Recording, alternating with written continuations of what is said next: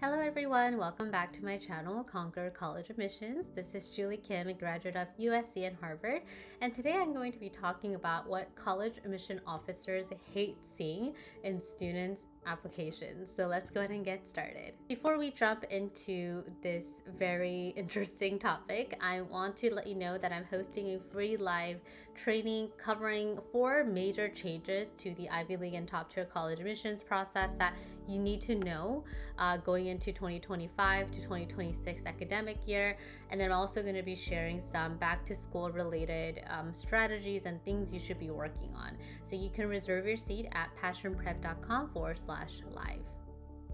So the first thing that they hate seeing is when you present your extracurricular activities in your essays, when you don't address why. So why did you decide to participate in debate club?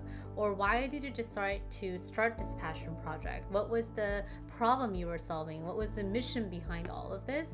Because oftentimes students get so fixated on just trying to show as many accomplishments as possible.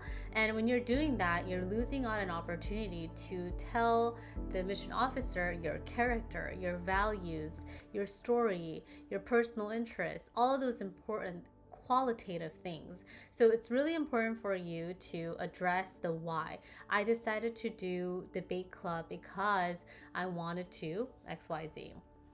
And of course, that reasoning can't be like, so I could learn how to better talk to people. Your reasoning needs to be a little bit more academic and contextualized than that. But the why aspect is really going to be important. Instead of just saying, oh, I started this passion project or I started this initiative because I am really interested in homelessness project. Like, that's not good enough. You want to back it up with, well, when I was researching, I saw data that these were some of the issues that were happening in my community, and especially with homelessness and housing issues happening at the same time, I really wanted to work on promoting this aspect. So you want to get more detailed with your reasoning, not just share the general why. So just keep that in mind. The second thing that they hate to see is this typical storyline of, like, when we watch movies, like, it always starts with like this really dark problem, and then the protagonist is trying to wrestle with it, and then there's a climax, and then it's the conclusion, whether it's happy or sad ending. You don't want to do like this predicted storytelling structure, because not that it's a bad thing, but it's because so many students do it and they're like, okay, I get it, right? So when we write personal statement essays with our students, we make sure all types of writing strategies are implemented. So we add in a couple of narrative and imagery, some expository writing, persuasive, argumentative. We also bring in references from books and movies or any other hobbies that the student might have.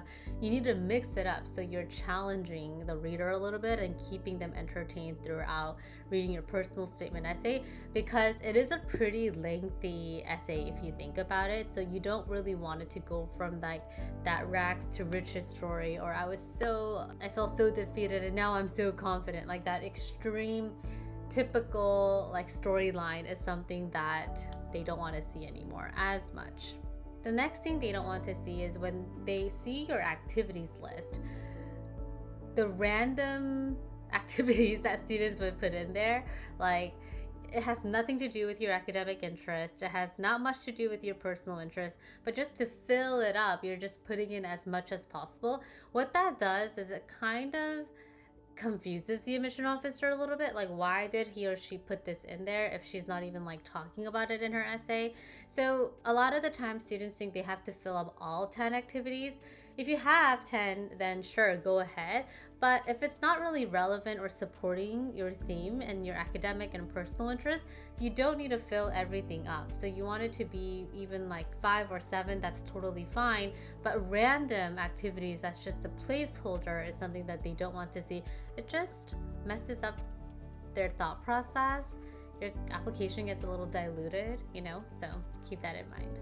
The last thing that they hate seeing is usually in the supplemental essay. Colleges will ask, why do you want to come to our school? Why do you want to study your academic interests and pursue this track?